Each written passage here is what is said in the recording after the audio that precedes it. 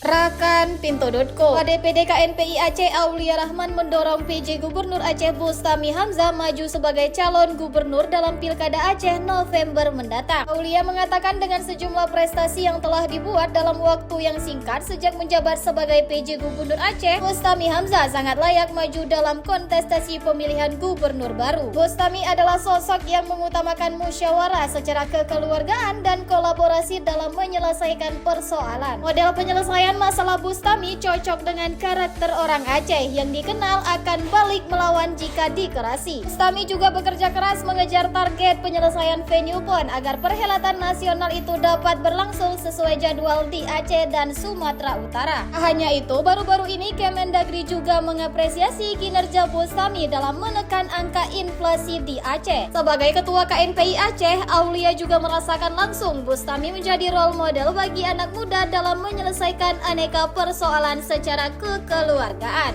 Aulia yakin Bustami Hamzah akan mendapat dukungan dari banyak pihak termasuk dari kalangan muda jika maju pilkada mendatang. Aulia yakin Bustami Hamzah akan mendapat dukungan dari banyak pihak termasuk dari kalangan muda jika maju pilkada mendatang.